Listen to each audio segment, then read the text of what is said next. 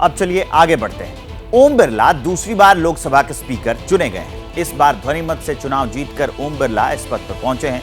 ओम बिरला राजस्थान की कोटा सीट से चुनाव जीतकर सांसद बने। स्पीकर बनने के बाद विपक्षी सांसदों ने उनको बधाई दी और आसन का संरक्षण मांगा।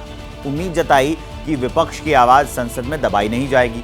संसद की कार्यवाही के दौरान स्पीकर ने आपातकाल का जिक्र कर दिया, जिसके 50 साल पूरे हुए हैं। इस आपातकाल के जिक्र पर संसद में बवाल हो गया।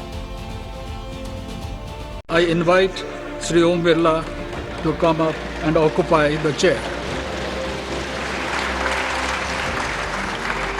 फिर से ओम बिरला लोकसभा के अध्यक्ष चुन लिए गए।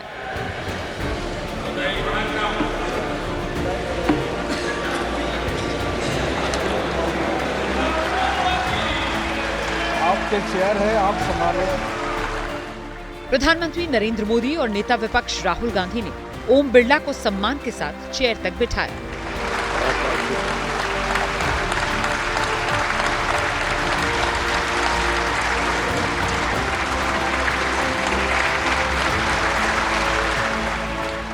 ये भारतीय लोकतंत्र की सच्ची तस्वीर है, जहां पक्ष विपक्ष तमाम विवादों को भूल एक साथ एक मंच पर लोकतंत्र का जश्न मनाते हैं।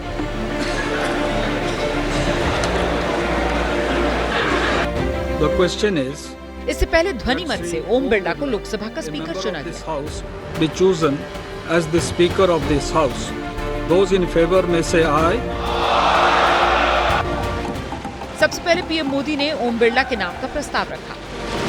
महोदय, मैं प्रस्ताव करता हूं कि श्री ओम बिरला जी, जो इस सभा के सदस्य हैं, को इस सभा के अध्यक्ष के रूप में चुना जाए।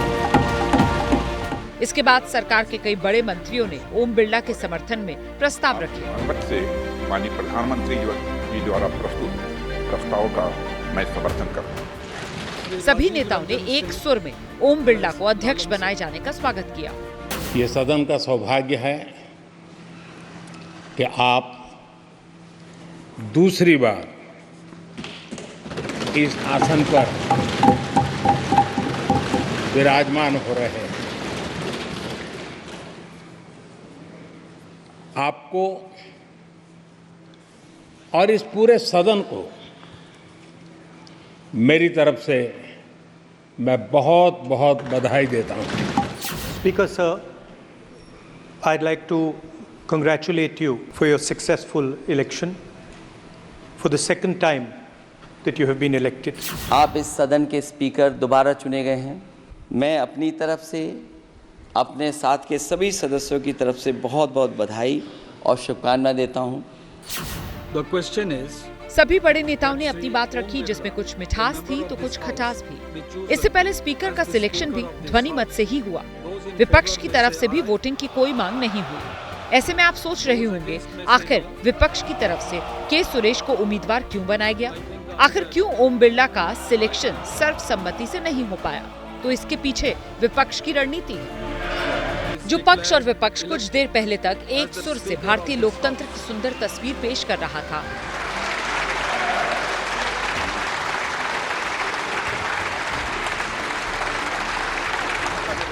वहां से कुछ देर बाद ऐसी तस्वीर सामने आई। लगातार दूसरी बार स्पीकर बने ओम बिरला का चेयर से ये वीडियो वायरल हो रहा है, जो ओम बिरला की आने वाली चुनौतियां बता रहा है। माननीय सदस्यगण, जब स्पीकर सीट से खड़ा हो जाता है तो मैं माननीय सदस्यों को अवगत कराना चाहता हूं, वो बैठ जाया करें। ये मैं पहली बार कह रहा हूं, मुझे 5 साल कहने का अवसर नहीं मिलना चाहिए।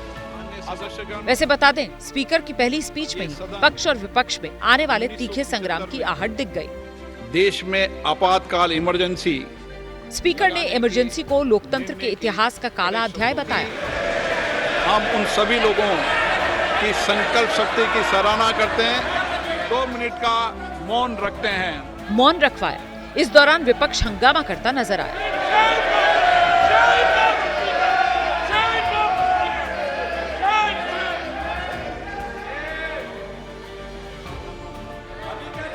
ये सदन 1975 में देश में आपातकाल इमरजेंसी लगाने के निर्णय की कड़े शब्दों में निंदा करता है। इसके साथ ही सदन से शुरू हुए इस संग्राम की गूंज बाहर तक सुनाई दी। सरकार में शामिल दलों ने इमरजेंसी पर कांग्रेस को घेरा। आज जब उसके बारे में जब स्पीकर साहब ने जब बातों को रखना शुरू किया, जिस तरीके से विपक्ष हंगामा कर रहा है, समझ के परे कि क्या विपक्ष उस दौर का समर्थन कर रहा है, क्या आप इमरजेंसी का क्या आप समर्थन करते हैं? देखिए, जो सबसे ज्यादा संविधान की दुहाइयां देते हैं तो उनको इस बात की भी जिम्मेदारियां लेनी चाहिए कि जो वो अपनी दादी के, अपने पिताजी के नाम पर जो है वो वोट बटोरते हैं, तो उनके किए गए कारनामों की भी क्या वो जिम्मेदारी लेते हैं? इस पूरे मामले पर कांग्रेस आग बबूला है और उसके निशाने पर सीधे प्रधानमंत्री नरेंद्र मोदी।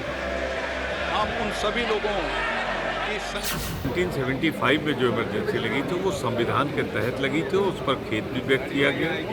ये निश्चित रूप से आग लगाने का काम हुआ। एक तरफ तो आप अपील करते हो प्रधानमंत्री जी कि किसी तरीके से सब मिलजुल कर सदन को चलाएं, और दूसरी तरफ आप इस तरह आग लगाते हो। आग लगाने की आदत से बाज है। पहले दिन आज इस तरीके से जो राजनीतिकरण सरकार द्वारा अध्यक्ष जी के वक्तव्य का करवाया गया है, मैं समझता हूँ इसके अंदर आप लोगों को सरकार ने अध्यक्ष से करवाया है ये राजनीतिकरण इमरजेंसी के नाम पे। अभी तो नए सत्र की शुरुआत हुई है, लेकिन जिस तरह से दोनों तरफ से तेवर नजर आ रही हैं, वो आने वाले दिनों में बड़े संग्राम का संकेत है। जब स्पीकर सीट से खड़ा हो जाता है तो मैं माननीय सदस्यों को अवगत कराना चाहता हूँ, वो बैठ जाया करें। ये मैं पहली बार कह रहा हूँ, मुझे 5 साल कहने का अवसर नहीं मिलना चाहिए।